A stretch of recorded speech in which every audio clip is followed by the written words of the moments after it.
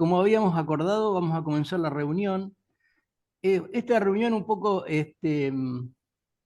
depende se acomodó conforme a la voluntad de dos o tres participantes de un grupo de una asociación, digamos. El tema que vamos a tratar hoy es, como dice el flyer, acción civil del ciudadano y de la ciudadanía. Un poco es empezar a compartir ideas, a compartir experiencias de las que tenemos alguna referencia ocurridas tanto en nuestro país como en el exterior. Hay presentes acá algunas personas que han tenido participación principal en algunos eventos de nuestro país. Así que, bueno, simplemente está la presentación. Les repito, la cuestión es un poco intercambiar ideas y ver de qué manera podemos dar curso, concretar en acciones ciertas lo que sería la acción del ciudadano frente a eventos que pueden estar de alguna manera vulnerando los derechos de los ciudadanos. Eso es todo. Así que les agradezco o les agradecemos mucho la participación de todos ustedes. Y bueno, Gerardo, no sé si empezás vos. Adelante. Bueno, eh, la verdad es que he tenido el gusto de poder integrar este pequeño grupo que originó esta idea, una idea que se generó a partir de las reuniones donde presentamos el libro de Profesores Republicanos, 40 años, la democracia, 40 años, y que se hizo en Santa Fe y en Paraná, y en esas charlas fueron surgiendo algunas ideas que, bueno, por supuesto, dieron lugar a pensar en algo como lo que hoy nos convoca. Eh, Creo que frente a las realidades que hoy estamos viviendo, uno se pregunta si realmente, como se dijo en algún momento, eran las horas del Poder Ejecutivo, las horas del Parlamento, las horas del Poder Judicial, y la sensación que tengo, y esta es una opinión personal que se puede compartir o no, es que estamos frente a me parece, a la hora de la sociedad, porque realmente, y en general en los países latinoamericanos, pero también en Argentina, uno advierte que esa representatividad que tenían los partidos políticos hoy no la advierte con toda la efectividad que se necesita. E indudablemente creo que a partir de ahí no es casual la aparición de tantas ONG preocupadas y ocupadas por las distintas problemáticas que tiene el país de acuerdo al objeto que cada una se propone. Y me parece que son un muy buen canal para poder lograr y encauzar este tipo de acciones, que a veces son de carácter individual, pero también a veces son de carácter colectivo, como puede ser las encaradas por la ONG. En la Argentina tenemos de las dos especies. Hoy tenemos la suerte y el honor de contar con uno de los que individualmente bregó por este tema, como es Beltrán Gambier, y que en aquel Menem lo hizo. Yo siempre lo pongo de resalto esa causa, porque fue hecha en un momento donde el gobierno de este presidente tenía todo el poder. No es cuando, como se dice vulgarmente, se fue del poder o el poder está en decadencia, que es como dice el dicho, del árbol caído todos hacen leña. Y por el otro lado, y en representación de estas ONG, me parece que la acción que llevó adelante Basta de Demoler, trasladando esa eh, terminal de la estación de subte H desde un lugar que estaba prohibido por la ley a un lugar que realmente generó mucho beneficio tanto para la sociedad como para las personas, que es el playón de la Facultad de Derecho. Creo que estos dos ejemplos ya nos marcan una particularidad. Y la otra cuestión que uno suele preguntarse cuando se encuentra frente a esta hipótesis de contralor de los poderes públicos es si efectivamente hay o existen normas que pueden de alguna manera lograr que esto sea posible. Y realmente en este sentido uno advierte que a través de las distintas reformas constitucionales que se vinieron dando en Latinoamérica y también acá en la Argentina, nos encontramos hoy con un andamiaje positivo, tanto constitucional como legal, que verdaderamente hace posible este tipo de acciones. A título de ejemplo, podemos mencionar artículos 43 y 39 de nuestra Constitución, el 43 con ese amparo colectivo que se incorporó y el 39 con la posibilidad de presentar proyectos de ley por parte de la ciudadanía. Es cierto que está restringido, hay algunas materias que no se pueden, digamos, no son temas para presentar proyectos, como reforma de la Constitución, tratados internacionales, materia tributaria, presupuestaria, penal, pero hay todo un andamiaje en esto que facilita la cuestión. Y por otro lado, es muy interesante la acción popular que se ha instrumentado en la Constitución de Salta, si mal no recuerdo, creo que es artículo 92, y que ha dado lugar a muchas presentaciones judiciales y que tuvieron éxito en cuanto a la finalidad que se proponía. Y me parece que desde este punto de vista esto es muy valioso. La jurisprudencia también ha aportado lo suyo. La Corte, en el caso Alavi del 2009, también con las acciones colectivas y las acciones colectivas que luego se llevaron a cabo en distintas materias, demuestran que la acción del ciudadano o la ciudadanía es posible. Por eso creo que están están las herramientas, está la jurisprudencia. Es cierto que hay reticencia, obviamente, la cuestión no es fácil, pero que indudablemente desde aquel caso que tuvimos en la Argentina, allá en el siglo XIX, para ser preciso, que eran los hermanos Podestá y la cuestión ambiental, luego el caso llamado Las Tonina Overa, que llevó adelante el doctor Garzón Funes con su sentencia, y todo lo que vino a posterior, creo que nos da pie para decir que esto merece ser trabajado, ser tratado y la sociedad obrar en consecuencia. Así que esta es mi pequeña opinión sobre el tema.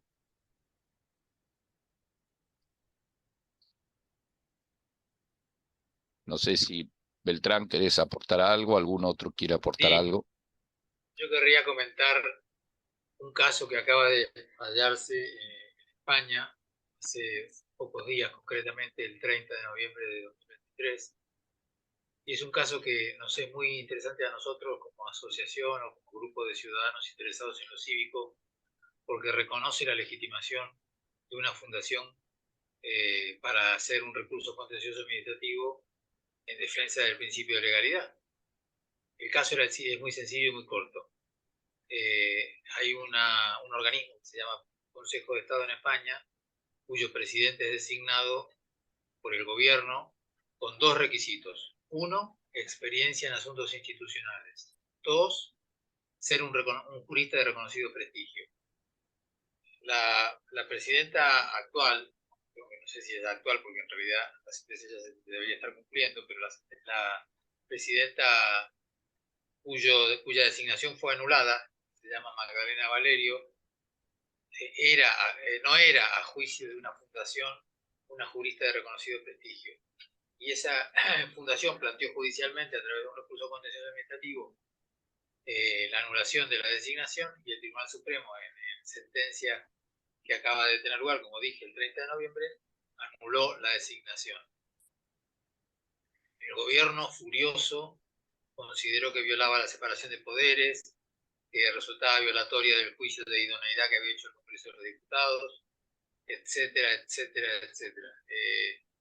¿Cómo se le daba legitimación a una entidad privada para atacar decisiones que provienen de organismos del poder público, como el gobierno? En fin, malísimos argumentos, improcedentes argumentos que están en la prensa. Si siguen el caso este de Magdalena Valerio. Poner el caso de Magdalena Valerio en Google lo van a encontrar. Yo tan contento con el fallo, escribí para un medio jurídico digital argentino que se llama Palabras del Derecho, una comparación entre este fallo, entre la doctrina de este fallo y la doctrina de un fallo de la Sala Quinta, que en su día no le reconoció legitimación a la Fundación Poder Ciudadano para promover un amparo para que se reglamentara la ley 14.800 de los teatros. Esa es otra historia que ya me habéis escuchado muchos de ustedes contar, que puedo ampliar, pero que no viene ahora al caso. La cuestión es que la doctrina del fallo Magdalena Valerio es exactamente contraria en su alcance a la doctrina del caso Poder Ciudadano por la reglamentación de la ley de 14.800 del Odeón, perdón, de los teatros, que fue una sentencia primero favorable de la doctora María José Sarmiento y luego revocada por la falta de legitimación de Poder Ciudadano. Por eso lo quería mencionar, porque en este momento está en plena discusión. Y interesante también lo que acaba de ocurrir hace horas nomás, es que el gobierno, no solo fastidiado por lo que suponía este revés en los tribunales, en la justicia, y haciendo declaraciones con argumentos inviables, acaba de promover un incidente de nulidad diciendo que Magdalena Valerio no había podido ejercer su tutela judicial efectiva. En España, en la Constitución, el concepto de tutela judicial efectiva es equivalente a nuestros derechos de defensa en la Constitución argentina. Y esto es absolutamente inexacto, porque la abogacía del Estado, cuando defiende la designación de Magdalena Valerio como diciendo que era una jurista de reconocido prestigio, atacó y cuestionó la legitimación de la Fundación Hay Derecho. Y el Tribunal Supremo, y esto es lo interesante, en una larga, no tan larga, pero una sentencia con considerandos muy específicos, explicó por qué la Fundación Hay Derecho tenía legitimación, y cualquier fundación que fuera parecida o tuviera el objeto que tenía la Fundación Hay Derecho podía plantear este tipo de litigio. Por lo tanto, para mí es una doctrina revolucionaria que se va a expandir en América, en todos aquellos tribunales que siguen el prestigio de la doctrina del Tribunal Supremo de España. Esto quería comentar. Cualquier duda o aclaración, encantado de hacerlo.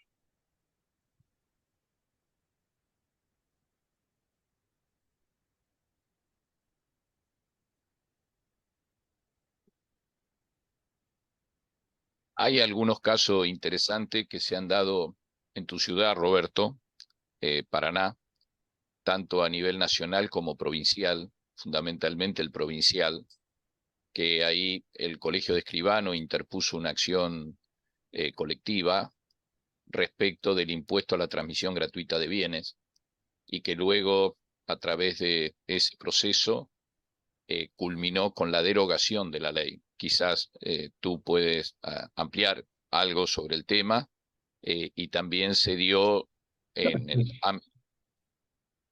el ámbito nacional respecto al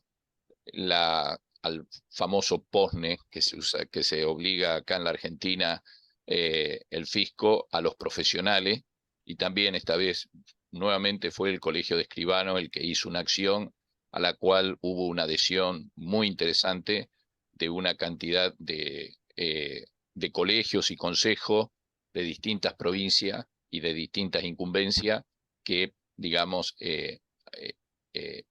aceptaron la acción y obviamente quedaron protegidos por la misma. No sé, Roberto, si querés agregar algo al respecto. Gerardo, conozco el tema, pero no he estado en el caso, así que no sería muy inapropiado comentarlo, porque yo no he estado personalmente en el tema. Lo conozco el caso, conozco la situación, pero de ninguna manera puedo comentar los fallos ni los motivos. Pero la pregunta mía que queda, y quizás a lo mejor si la podés contestar, bienvenido, si no, no importa, es que el impuesto a la transmisión gratuita de bienes quedó derogado en la Sí, provincia. quedó derogado. Bueno, sí, en la provincia de Entre Ríos quedó derogado. Creo que eso es la importancia de lo que significan este tipo de acciones cuando aparecen estas situaciones que yo digo de controversia entre el Estado y los ciudadanos en general, ¿no? Porque acá Ciudadanos, estamos claro. hablando de algo que afectaba a todos los ciudadanos de la provincia. Sí, sí. Efectivamente fue así. Horacio tiene la palabra. Sí, gracias, Gerardo. Es una pregunta ampliatoria para Beltrán, que me interesaba, como veo que en el fallo del Tribunal Supremo hace mérito de la trayectoria de la entidad, del accionante, por ahí sería interesante saber si hubo otros casos en los que intervino y con qué resultado. Sí, Esa es la pregunta. muy pertinente, porque en realidad tenía pensado contar esto que ahora voy a contar, y si no fuera por tu pregunta me hubiera olvidado. Resulta que hay un organismo aquí que se llama la Agencia Española de Protección de Datos. Ese organismo tiene un presidente que se elige por un periodo determinado y con unas características ese procedimiento de elección determinado. Los partidos políticos, el Partido Popular y el Partido Socialista, sin poder hacerlo, acordaron la designación de un presidente. Y así como acordaron la designación de un miembro del Tribunal Constitucional, del Defensor del Pueblo, que podían hacerlo, también acordaron la designación de una mujer para ser presidenta de este organismo, soslayando nada más y nada menos que la ley exigía para este nombramiento concurso legal. Concurso. Un poco burdo los partidos políticos que se saltaron el concurso cuando la ley lo exigía. ¿Qué hicieron? Llamaron a concurso, y para que ganara la persona que tenían en mente, como normalmente en para este tipo de cargos se exigen 10 años de experiencia en el área que trata el organismo, por ejemplo, 10 años en materia de experiencia en el ámbito de la protección de datos, 10 años de experiencia en la transparencia o 10 años de experiencia en el mercado de la competencia, según sea el organismo, ¿no? Entonces, como la candidata que tenían el Partido Popular y el Partido Socialista, los dos, en Dulce Montón, no tenía 10 años, en el concurso pusieron 2 años, que era lo que ella sí tenía. Y acá pasó una cosa muy interesante, que se presentaron los mejores al concurso, los que tenían 10 años de experiencia, sorprendiendo a las autoridades que habían convocado este concurso a medida. Y claro, el jurado la tuvo complicada, porque ¿cómo hacía para poner en mejores condiciones a una persona que tenía 10 años de experiencia contra una que tenía 2? Entonces, esta misma fundación Hay Derecho, que yo la admiro vivamente, y lo digo cuantas veces sea necesario, interpuso un recurso de reposición, un recurso administrativo contra el llamado concurso de lo que ellos denominan el traje a medida para que ganara esta persona que tenía 2 años en vez de 10, y otras cosas más, ¿no? Esto de los 2 años es lo más notable, más sobresaliente. Y entonces interpuso un recurso administrativo diciendo que era un traje a medida, que en realidad debía llamarse un concurso sobre bases razonables y siguiendo los parámetros de la costumbre para este tipo de convocatorias. ¿Y qué le dijo el Ministerio de Justicia español? Le dijo a la Fundación: ustedes no tienen legitimación para interponer este tipo de recursos. Y entonces la Fundación Hay Derecho planteó un recurso contencioso administrativo contra la negativa de tratar el recurso por falta de legitimación, y está todavía en la justicia, pero ahora con esta sentencia del Tribunal Supremo que les mencioné hace un momento, del 30 de noviembre, es muy posible que ese juicio salga favorable y que por lo tanto se anule el traje a medida. Bueno, y así llevamos un año con el concurso, que tiene otros detalles un poquito más complicados de explicar, interesantes, pero que los puedo contar en otro momento o a quien quiera de privado, pero hay una serie de irregularidades en este concurso que lo hacen un caso típico para analizar a quienes nos interesa la fortaleza de la sociedad civil. Esta es mi respuesta, Horacio, no sé si te respondo. Sí, muchas gracias, Beltrán. Muy interesante. Gracias. Y si de traje a medida se habla, se puede mencionar lo que hoy está siendo toda la problemática de la designación de Barra como procurador del Tesoro, dado que a través de un decreto el gobierno ha modificado los requisitos de ingreso para poder lograr que Barra se incluya. Y esa acción del gobierno tiene una particularidad. Lo está haciendo a través de modificar la ley mediante un decreto de necesidad y urgencia. Y en realidad los decretos de necesidad y urgencia no están hechos para eso.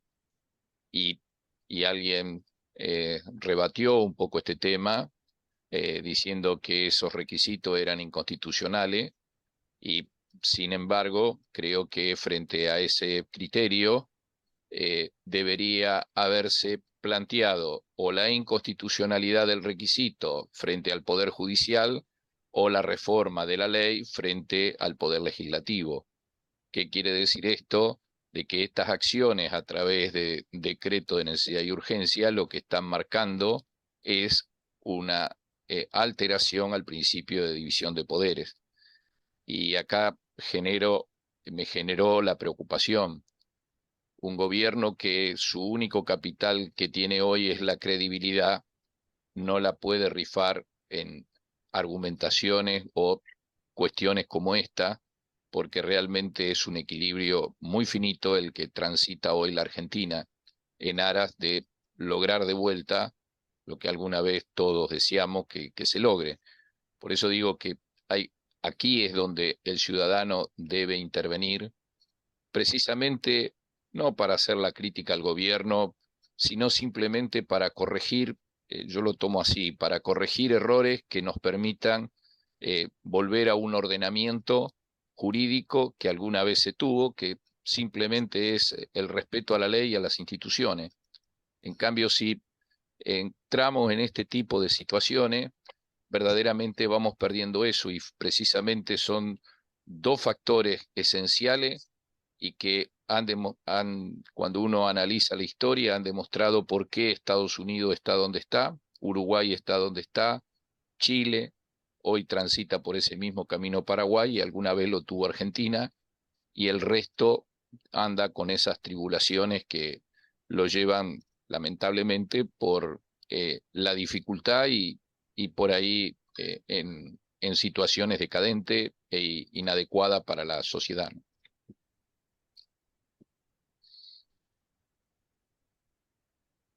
Como esto queda grabado, y seguramente nos escuchará el doctor Rodolfo Barra, a quien invitamos a nuestras sesiones en su día para debatir estos temas de legislación, a mí me gustaría decir alguna cosa al respecto de tus reflexiones, Gerardo.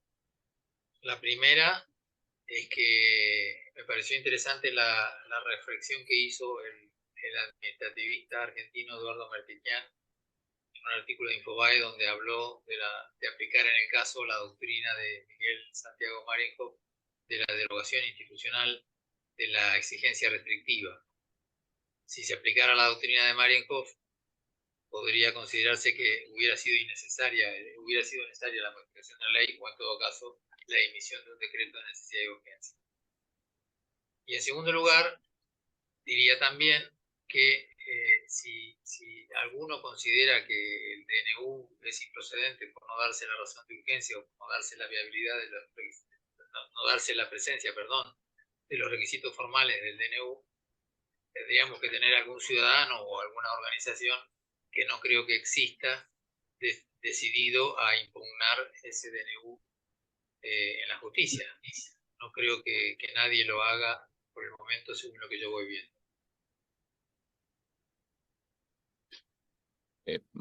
Marta tiene la palabra. Hola, buenas tardes a todos. Disculpen que tenga el video apagado, pero bueno, estoy en un lugar donde hay mucho movimiento alrededor y entonces prefiero hablarles así. En primer lugar, quiero agradecer a Daniel Rogero, con quien compartimos un espacio en WhatsApp, por reenviarnos esta invitación. Y bueno, y por supuesto agradecerles a ustedes también. Y en segundo lugar, pedirles disculpas porque voy a tener que retirarme en unos minutos. Pero yo quisiera decir lo siguiente. Estoy absolutamente de acuerdo en la necesidad de que la sociedad de una vez por todas debe comprometerse de manera mucho más activa. Y bueno, tengo experiencias para comentar de cosas que se hizo. Miren ustedes, a fines del siglo pasado, a partir de 1989, desde el Poder Ciudadano, donde el ciudadano venía, participaba, teníamos encuentros, orientábamos en relación a lo que se podía hacer, pero cosas concretas, concretísimas. En este momento yo sugeriría, y estoy acá leyendo una noticia que salió hace 2 días, que dice que la jefatura de gabinete a cargo de Nicolás Pose realizará una radiografía del Estado con el fin de estimar todos los bienes públicos a nivel nacional, realizar la posterior venta de los que no estén siendo utilizados o mal aprovechados, lo cual me parece perfecto, y termina esta nota diciendo: no estamos hablando solo de mesas o de máquinas, hablamos de terrenos, perdón que se me fue, hablamos de terrenos en diferentes provincias que podrían estar siendo aprovechados por el sector privado, edificios que no están siendo utilizados, etcétera, etcétera. En mi época de legisladora, también a fines del siglo pasado y comienzos de este siglo, tuve el privilegio de ser una de las autoras y que fuera aprobada la ley 104 de acceso a la información, la ley de la ciudad, que sigue llamándose 104, y se han hecho una serie de arreglos muy bienvenidos porque aquella ley era muy básica. Y a pesar de eso, yo en ese momento pedí una lista de los inmuebles pertenecientes al gobierno de la Ciudad de Buenos Aires. Los inmuebles de la Ciudad de Buenos Aires. No saben lo difícil que fue, prácticamente imposible, y en determinado momento uno de mis colegas me dijo: pero Marta, ¿sabes lo que pasa? Es que algunos concejales o algunos otros amigos tienen esos inmuebles alquilados. ¿Y cómo le digo? ¿Y quién es? No, los alquilan ellos. Bueno, miren, han pasado muchísimos años y ahora mi ley ofrece la posibilidad de que se haga un listado de los inmuebles a nivel nacional.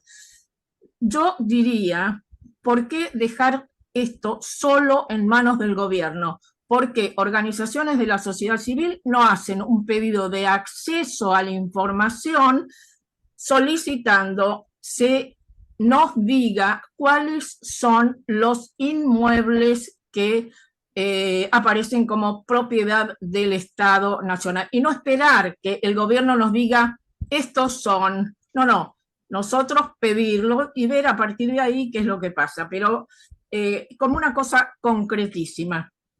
Disculpen el tiempo que les he tomado, es lo que se me ocurre en este momento. Sí, Eduardo.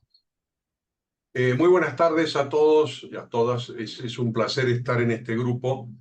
Yo no soy abogado, así que no voy a hablar de enfoques jurídicos porque sería un atrevimiento intolerable. Voy a hablar de lo que sí conozco. De alguna manera, yo represento o formo parte, en realidad, de una ONG relativamente nueva en Argentina y muy interesante, que es RAEF, la Red Argentina de Estudios de Futuro.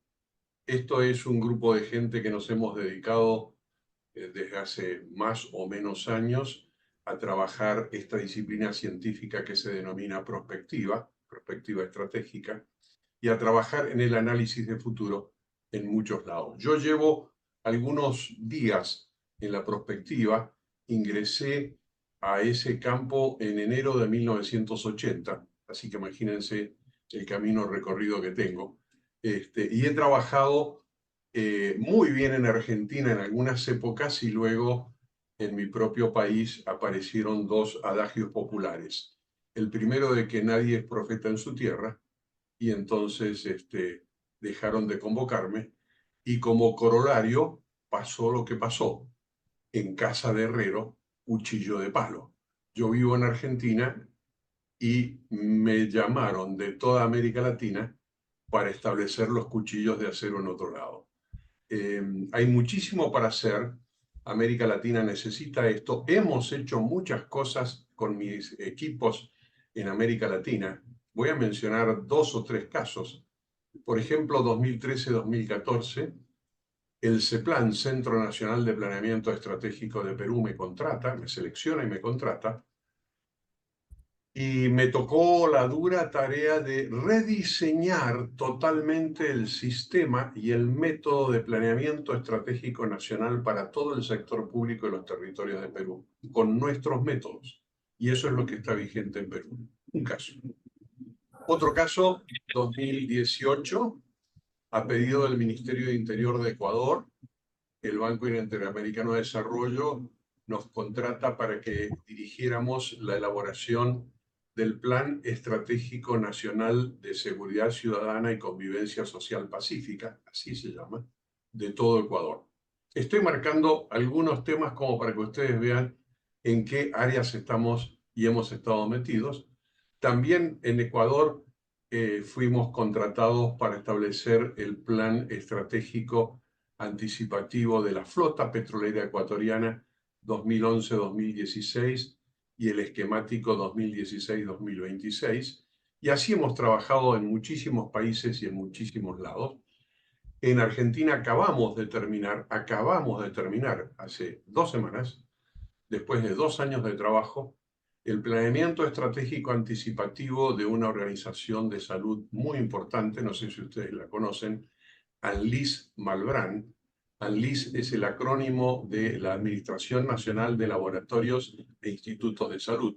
Son 14 institutos y laboratorios de salud de la más alta tecnología con reconocimiento internacional en los temas más sensibles de la salud distribuidos por el país. En el 2022 hicimos el plan estratégico anticipativo de ANLIS como organización al 2030, que está listo, y acabamos de terminar los planes estratégicos de todos los laboratorios que son parte de ANLIS. Es decir, hay mucho para hacer, y hay mucho para hacer, y hay conocimiento, hay equipos, hay gente, hay experiencia, hay desarrollos. Debo decirles que todo lo que nosotros hacemos nos basamos en nuestros propios métodos. Tenemos 19 métodos útiles para inteligencia estratégica, planeamiento estratégico anticipativo y demás, con registro de propiedad intelectual, que ponemos a disposición de este equipo, de este grupo, con todo placer para tratar de generar cosas. Pero coincido en que si la sociedad no se mueve, estamos atados a lo que puedan hacer, y no hablo de malas intenciones, las dejo aparte, ese es otro capítulo, las buenas intenciones de los ignorantes, discúlpenme que sea tan crudo, es decir, de los funcionarios que no saben, de los funcionarios que no tienen idea de lo que están hablando y de qué se debe hacer. Entonces, hay mucho por hacer, hay muchísimo por hacer. Tenemos la experiencia, tenemos el reconocimiento internacional. Yo llevo 30 y pico, 40 años de trabajar en toda América Latina. Y muchos me preguntan, ¿y cómo haces para...? Muy sencillo, espero que suene el teléfono. A mí simplemente me llaman, me buscan.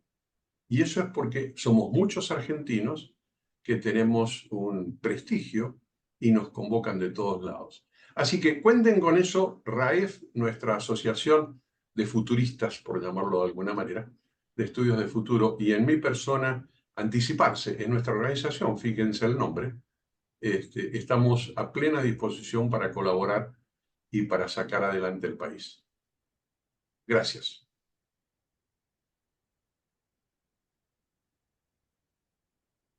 Sí, Horacio.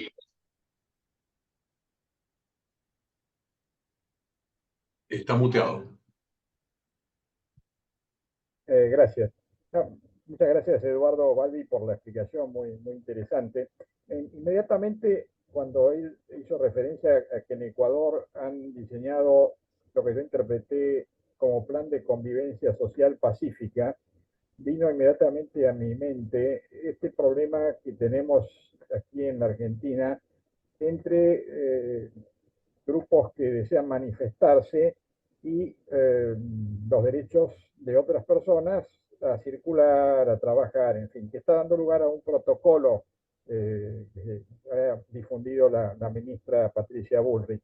Yo le quería preguntar a Eduardo si ellos tienen algún trabajo en ese tema y cómo se puede solucionar ese conflicto, ¿no? Me parece bastante complicado. Gracias, Eduardo. Por favor, Horacio. El caso de Ecuador es un caso que yo llamo agridulce. Dulce en el sentido que pudimos hacer ese trabajo con un equipo de planeamiento del Ministerio del Interior, hoy Ministerio de Gobierno, y de toda la Policía Nacional de Colombia y otras agencias. En algún momento ese equipo de planeamiento tenía más de 100 personas, así que imagínense ustedes el nivel de participación que hubo. Pero cuando fue emitido el plan, había 9 objetivos estratégicos específicos que debían ser desarrollados, instrumentados y montados. Cada uno de ellos complejos por sí mismos, pero que eran precisamente el enfoque totalmente diferente de cómo atender a los problemas de seguridad o de inseguridad ciudadana, como ustedes quieran.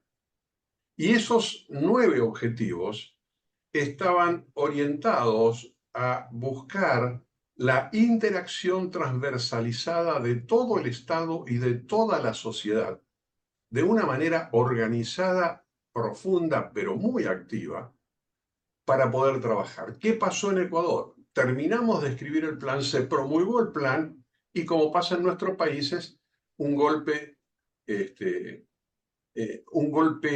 cambio político, y cambiaron las autoridades y todo lo demás, y nunca se ejecutaron esos 9 objetivos estratégicos. Y ahí quedó el plan, está parado, está parado. Realmente fue una enorme lástima, porque si se hubiera hecho eso, hubiera sido una cosa distinta. Y ya que me preguntas, Horacio, sobre el tema lo primero que tenemos que hacer es cambiar el foco de lo que es la seguridad ciudadana. La seguridad ciudadana y el trabajo sobre la seguridad ciudadana tiene que estar orientado a las conductas humanas. Es decir, este es un tema principal. El homicida es un individuo que tiene una conducta intolerable, pero es una conducta y por eso mata. Porque se droga, porque le falta plata, por lo que tú quieras, pero es una conducta. Entonces, el fondo de la cuestión es ir a lograr las conductas. Y permítanme que les robe un minuto. Allá por los años 34-35 del siglo pasado, unos sociólogos alemanes de la educación hicieron un estudio, un libro, que lamentablemente cometí el error de joven de prestarlo y nunca volvió a mis manos. Y en ese libro decían y analizaban la educación de Occidente. Y marcaban que en Occidente existen 2 niveles de educación. Atención con lo que voy a decir ahora. El sistema formal de educación, escuela primaria, secundaria, universitaria, y lo que ellos llamaron en la traducción en español la transmisión de cultura, que es lo que se produce en la casa, en la vereda, en el club, en el supermercado, en la capilla, en la iglesia, en el bar. ¿Me explico? Y ellos advertían, año 34 del siglo pasado, vamos a cumplir 100 años, decían que cuando la transmisión de cultura se debilitaba o mutaba, no había sistema formal de educación que la pudiera reemplazar. Lo primero que tenemos que hacer en la Argentina, yo tengo hecho el diagnóstico, pero se los dejo a ustedes, es ver si tenemos problemas con la escuela, que los tenemos, no me cabe ninguna duda, pero si nuestros problemas más graves no es con la transmisión de cultura. ¿Está? porque eso es la base de la conflictividad social. ¿Cuántas veces ustedes han visto alguna agencia del gobierno nacional, provincial o municipal que encare oficial y científicamente la conflictividad social? Y mis queridos amigos, la conflictividad social es el caldo de cultivo del homicidio. Así de sencillo. Gracias. Excelente, Balbi, ¿eh? Excelente. Excelente reflexión. Gracias, Roberto. Sí, coincido totalmente con el tema de la cultura y en un tema que se ve hoy ya con mucha crudeza es la cultura del trabajo. Totalmente, totalmente. Y no se advierte de qué manera, porque se habla de medidas de carácter económica, como, bueno, el subsidio lo transformamos en una asignación para reemplazar a que este hombre vuelva a ocuparse, pero lo que no está es la eliminación de la causa, que es precisamente que la persona dejó de tener cultura del trabajo, precisamente, vaya la redundancia, ¿no? Y el otro día yo charlaba y intercambiaba ideas respecto a esto y decía si cómo se puede volver a la cultura del trabajo. Y una de las cosas que surgió de esa conversación fue que la persona trabaje en su bien propio. Un ejemplo burdo que voy a dar es, por ejemplo, hacer la obra de agua potable, una cosa tremendamente necesaria en todo el conurbano bonaerense. No hablo, ni siquiera me voy a las provincias, que es muchísimo más grave. Entonces, darle a una empresa 20 cuadras o 30 cuadras, pero con la obligación de que también parte de su personal en tareas, digamos, más comunes, no hablo de las más sofisticadas o técnicas, porque indudablemente puedo encontrar con que esa persona tampoco tiene el conocimiento suficiente para realizar una buena tarea, trabaje en su propio bien, haciéndola. Entonces es una manera de empezar a recuperar de que el trabajo sirve para algo, porque yo creo que lo que se perdió en todo esto de la cultura del trabajo es ¿para qué sirve el trabajo? Porque realmente si fuera que hubiera necesidad, yo siempre digo, si tenés necesidad, ¿por qué no hacer, y por ahí el ejemplo es muy burdo, pero cabe, agarrás una maceta y sembrás perejil, o ponés una planta de tomate en otra maceta? En cambio eso no existe. ¿Pero por qué? Porque hay una desaprensión total y la desculturización que ha sufrido la Argentina, yo me animo a decir con el advenimiento de la democracia, lamentablemente es así, realmente es un fenómeno que cuando uno encara cualquier tipo de gestión o piensa en determinadas normas, precisamente aparece este tema. Yo un día tuve oportunidad de discutir en la comisión de estudio del Colegio de Graduados de Capital Federal, donde soy parte, y se hablaba del sistema tributario. Y una de las cosas que dije, le digo, mira, si vamos a hablar del sistema tributario material, estamos hablando de los impuestos propiamente dicho, primero definamos qué vamos a hacer con la cultura, con la educación, con la economía, y recién empecemos a hablar de tributo. Y creo que en esta integralidad me parece que es la forma de encarar, porque si no, creo que se hacen parche. Y lamentablemente los parches son eso. Es decir, uno cuando emparcha varias veces la cubierta porque tuvo alguna pinchadura, la cubierta termina no sirviendo. Y creo que esto, por eso rescato muchísimo lo que has planteado, porque me parece que estás, por decirlo de alguna manera, metiendo el dedo en el enchufe. Así que a ver. Y Gerardo, permíteme que agregue una cosa. Hoy Argentina tiene un drama que es no la realidad, sino las percepciones. Nosotros tenemos hasta desarrollado un método de análisis de percepciones de los actores. Lo hicimos en los años 90, es decir, no es nuevo. Venimos trabajando esto desde hace mucho tiempo. Pero lo que ha crecido en la Argentina es la percepción de impunidad.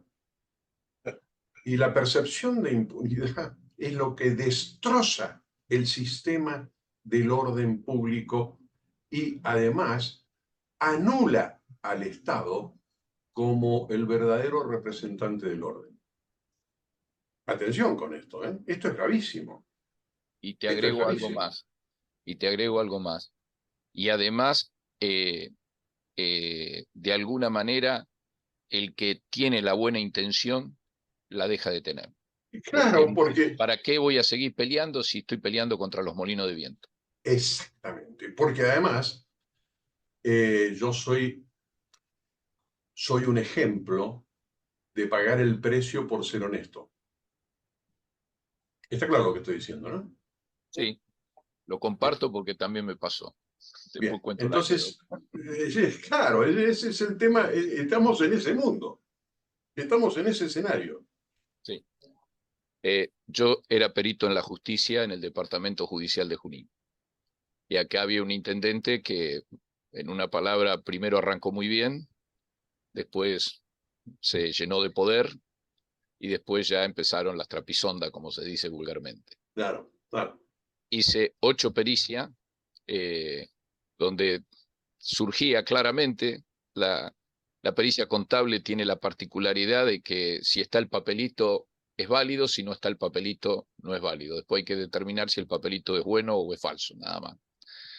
Y en esas 8 dio que lamentablemente era amigo de lo ajeno. Y sin embargo, me costó un gran combate en el Poder Judicial precisamente por sostener estas 8 pericias. Y esta es la realidad que, en una palabra, tal es así que después fui suspendido y cuando llegó la sentencia dije no vuelvo nunca más al Poder Judicial porque era poco menos que ir a luchar contra los molinos de viento. Claro. Después, ahora de viejo, me metí en estos temas porque creo que son los temas que hay que preocuparse, porque lo que, como bien vos decías y lo decía Marta, hay que incentivar a la sociedad a que la sociedad participe. Porque el problema de la decadencia argentina parte del gobierno y parte de una sociedad que, lamentablemente por omisión, o algunos por necesidad del día a día propio de las crisis, hicieron que precisamente no se intervenga. Y esa omisión creo que nos ha llevado a donde nos ha llevado. Totalmente, Gerardo, no solamente para el tema de seguridad ciudadana, sino para todo el sistema de un país ordenado y un país fundamental. Lo que estamos viviendo en este momento, una de mis actividades como consultor es auditoría de gestión estratégica. Es decir, soy el cirujano que entra con el bisturí a una empresa o a una organización y le corta el cuello a todos los ejecutivos, a todos los... porque es auditoría de gestión estratégica. Si me preguntás qué han hecho en la Argentina, bueno, yo diría que ha habido... Los tengo que felicitar porque nunca se me hubiese ocurrido que hubiese gente tan inteligente para hacer tanto daño. No sé si está claro lo que estoy diciendo. Pero no han errado una, no han errado una. Reformular este sistema no va a ser fácil porque en el proceso de reformulación, más allá, insisto, no soy abogado, pero sé qué significa un marco jurídico, más allá de que muchas cosas tienen que revisarse el marco jurídico para poder eliminarlas, actualizarlas o corregirlas, y que no va a ser fácil. Pero más allá de eso, han generado lo que vos muy bien decías, Gerardo, una nueva cultura, por llamarlo de alguna manera, que es la cultura perversa, absolutamente perversa, de todo lo contrario de lo que tiene que ser. Y entonces tenemos que reformular desde la cultura. No es un tema menor, no es un tema de seguridad, no es un tema solo de más patrulleros, más taser y más policía. No, es un tema profundo de cultura y de conductas que emanan de esa cultura. Y ahí es donde está el problema, en esas conductas. Mira, hay un tema, yo hace muchos años vengo estudiando el procedimiento tributario y hoy la Argentina cuenta con una estructura garantista en materia procesal tributaria de una dimensión como prácticamente no la tiene ningún país del mundo. Exacto. Tenemos, a través de los tratados internacionales que se fueron incorporando a la Constitución, primero en la reforma del 94, los que vinieron después, pero fundamentalmente los que se incorporaron en la reforma del 94, al contribuyente le da todas las armas. El contribuyente no la quiere usar. Esa es la cultura. Y lo que nos dicen en la práctica cotidiana del ejercicio profesional, dice, no, conseguime un quit de otro, conseguime un testaferro, por decir algo, o mirá, el inspector me dijo que haga una sociedad porque así ya trabajo con la sociedad y me olvido de este problema y después cuando salga alguna moratoria lo vemos y lo arreglamos. Es decir, esa falta de responsabilidad, porque en última instancia lo que hay es la falta de responsabilidad en defensa de, obviamente, intereses propios, que uno lo respeta, pero que indudablemente, socialmente, va degradando todo esto que precisamente nos llevó a donde nos llevó, ¿no? Porque como uno lo ve en materia tributaria, sucede en otros campos. Yo simplemente menciono este porque es el que conozco, pero por comentario y charla e inquietudes que uno tiene, también lo advierte en otros campos y hoy con lo que vos estás diciendo me lo demuestran, ¿no? Sí, inclusive en mi otra actividad, la actividad de docencia también internacional, lo mío realmente es kafkiano. Para que tengas una idea, suponte que dé un curso en América Latina, en Ecuador, en Perú y demás, y que me paguen 80, 100, 150, $200 la hora, cuando acá, en una escuela de guerra, en una de las 4 escuelas de guerra, di un curso en el 2001, después de dar 47 horas de clase y dirigir un diplomado, cobré 14.000 pesos. ¿Está claro lo que acabo de decir? Entonces, pero además, cuando me giran los honorarios en dólares, sea 10, 20, 50 o 200, el gobierno arbitrariamente me convierte ese dinero de dólares en pesos al cambio del dólar oficial. Hoy la brecha es más chica, pero hasta hace 3 o 4 días era una brecha gigantesca. Y además me cobra ganancias y el IVA. Entonces, de lo que me giran, cuando recibo los pesos y trato de comprar, lo voy a decir con todas las letras, dólares, resulta que he perdido no menos del 68% del valor de los honorarios. Claro, Ese es nuestro país. sí, sí. Así es. Horacio,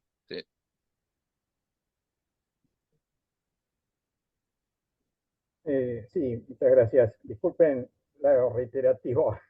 Eh, lo que estaban comentando recién, Gerardo y Eduardo, sobre el tema cultural, siempre me hace volver a un caso de la Corte Suprema Argentina, que seguro Gerardo y Beltrán lo deben conocer todavía mejor que yo, que es el caso Cine Callao. Entonces siempre yo, era el año 1960, yo siempre he admirado lo que yo creo que es como una especie de capacidad de predicción de quien en ese momento era el procurador, Sebastián Soler, y uno de los ministros de la Corte, el único que vota en disidencia, es Luis María Boffi Bollero, donde de algún modo dicen que esa práctica que se estaba cuestionando en ese juicio implicaba transformar los derechos en concesiones graciables del poder. Y poco a poco la sociedad se va acostumbrando a eso y lo que es la ley es sustituida por la voluntad del gobernante. Y cada sector empieza a tratar de obtener alguna ventaja y empieza a tirar cada uno para su lado, que evidentemente debe ser muy destructivo de la cultura social, sobre todo por el apartamiento de la ley, ¿no? Bueno, quería traer a colación eso y no sé si Gerardo o Beltrán o algún otro de los participantes les parece interesante hacer algún agregado sobre esa clarividencia que creo yo que tenían Soler y Boffi Bollero, ¿no? Cuando decían eso. Pese a la mayoría de la Corte que no compartió esa predicción. Gracias.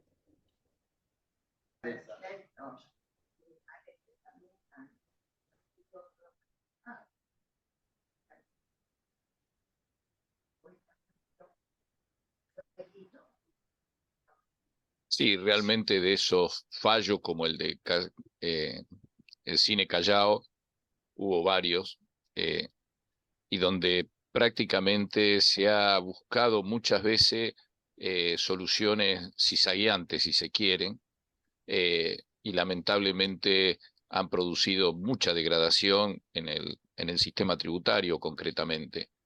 Es decir, en general, en la Argentina, como lo dije al principio, tenemos dos problemas que son centrales: la falta de respeto a la ley y la falta de respeto a las instituciones.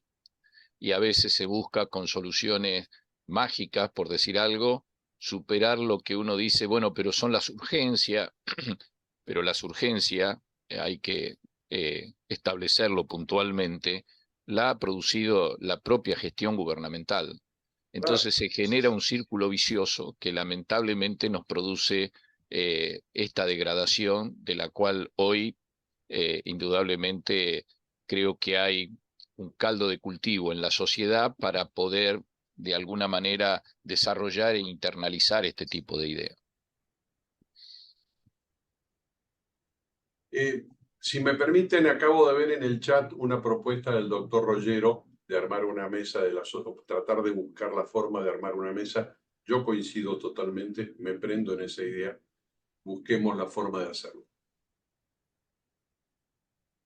Sí, el tema es lograr el contacto gubernamental, porque creo que la idea concreta con la que se planteó esta reunión fue que surgieran alternativas, y básicamente sobre un temario que después a todos los que participaron, como ya lo hicimos llegar antes, lo vamos a volver a repartir, porque como dijo el organizador Alberto Coan, bajo este título las cosas, la cantidad de cosas que se pueden hacer son infinitas, y coincido totalmente porque abarca todos los aspectos de la sociedad.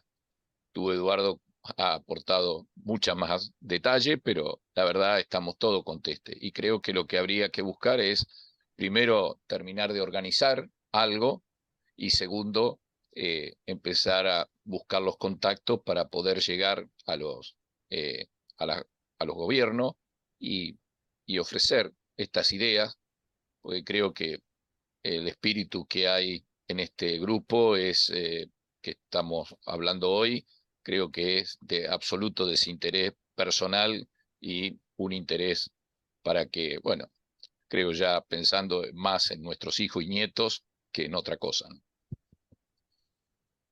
Coincido totalmente, Gerardo, y me ofrezco con total humildad a intentar, no puedo decirles si va a haber éxito o no, a intentar algún tipo de buscar un contacto, para lo cual sería interesante tener una suerte de flyer de esta organización con todas las personas o todo el equipo, todo lo que es, como para que si se nos da la oportunidad de alguien presentarle la cosa, que nos escuche.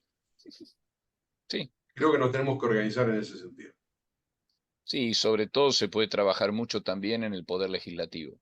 Yo tuve una experiencia, fui asesor de un diputado en un determinado momento, era un diputado de acá de Lincoln, ciudad de provincia de Buenos Aires, y lo que observé en el funcionamiento de la Cámara era de que había 30, 40 que iban a todos los canales de televisión, para decirlo de alguna manera. Había Exacto. 30, 40 que nunca lograron que calentara algún día la silla de la banca, y el resto verdaderos animales de trabajo eran, incluso con equipo realmente excepcional de gente que aportaba. Es decir, que lo que noto, que la mayoría del país está más en serio que perdonando la expresión, que en la joda. Así que creo que bajo ese punto de vista me parece que armar ese equipo de trabajo, mesa o como se le quiera llamar, me parece muy útil. Y bueno, creo que lo que estamos hoy presente, cambiarnos los mails y poder intercambiar ideas en este sentido. Alberto Coan hoy es el organizador de esto, y bueno, sería bueno remitirle a él los datos, así ya después nos podemos comunicar y empezar a consolidar en una reunión muy próxima, porque los tiempos creo que son también urgentes, ya la idea bien concreta de tener el equipo de trabajo y trabajar sobre algunas ideas, digamos, que se pueden elaborar relativamente rápido y presentarlas, si es que conseguimos, como bien vos decís, algún contacto por cada uno de nosotros. De acuerdo, Gerardo.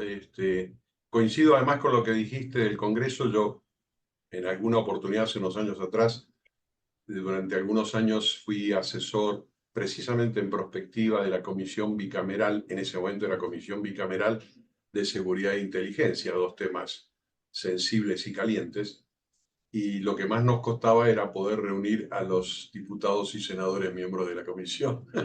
Es decir, los laburantes estábamos siempre sentados en los asientos. El otro es el tema. Eso es por un lado. Por otro lado, uno de los tantos cambios culturales que tenemos que lograr, cuando yo esto lo dije, lo he dicho en 3 países, lo he sostenido en 3 países, en Colombia, en Ecuador y en Perú, y ahora lo estoy diciendo en Argentina, el responsable primario de la inseguridad ciudadana es el Congreso. No el principal, sino el primario. ¿Por qué? Simplemente Immanuel Kant, crítica de la razón pura, crítica de la razón práctica, el hombre que opera por deber o conforme a deber. El Congreso es el que tiene que generar el sistema de premios y castigos que deje claro que el que hace bien las cosas no le interesa si hay 10.000 leyes, pero como decían en la propaganda casi publicitaria berreta de estos días, el que las hace las paga. Y ese es el Congreso. Ese es el Congreso. Es el principal, es el que inicia el sistema de seguridad ciudadana. Después está el protocolo jurídico y el sistema jurídico. Dos cosas que hay que meterle la uña, ustedes que son abogados lo saben mejor que yo, que hay que pegarle un sacudón de aquí a la China, porque no está funcionando para nada. Mira, te agrego algo. La Convención Americana sobre Derechos Humanos, entre el artículo 1 y 2, nos dice todo. Y después yo digo agregar el 29. ¿Por qué? El 1 nos dice que hay que proteger la persona. El 2 dice que hay que adecuar las normas a los derechos razonables establecido en la, ¿cómo se llama? En la Convención Americana, y los deberes que están enunciados en el sistema interamericano, que están en la Declaración Americana de Derechos y Deberes del Hombre. Exacto. Y yo siempre digo, vaya la casualidad, que fue el primero de estos instrumentos internacionales que asomó en el mundo, ¿no? Pero lo más importante está en una frase que pasa desapercibida. Dice, medidas de otro carácter. Y la Corte Interamericana, en 2 casos, uno es González Medina versus República Dominicana, que es del 2012, y el otro es Fernández, bueno, ya me voy a acordar el segundo apellido, versus México, del 2010, dijo que cuando los 2 poderes normativos, uno por ley y el otro por reglamento, omiten las adecuaciones, es el Poder Judicial el que debe intervenir. Claro. Y creo que ahí está el gran tema. Por eso me parece que la acción del ciudadano, precisamente, y acá Exacto. fue demostrado con la cita, bueno, Beltrán puede hablar largo y tendido de los casos que él intervino, pero realmente el encauzar la acción del ciudadano, indudablemente es el camino a revisar lo que hay que revisar. Y no es porque uno sea, digamos, como dijiste vos, lo mal pensado lo dejo aparte. Estamos hablando del funcionamiento normal. Y los errores existen. ¿Por qué? Y hoy, por ejemplo, se empieza a mencionar el principio de colaboración entre poderes. No es casual. La complejidad hoy que tienen las realidades cotidianas, por tecnología, por conocimiento, por evolución, por lo que fuera, indudablemente ya no es prioridad de uno u otro poder. Es decir, los 3 tienen que aunar esfuerzo. Y creo que ahí aparece el cuarto, que es la sociedad. La sociedad no puede estar ajena.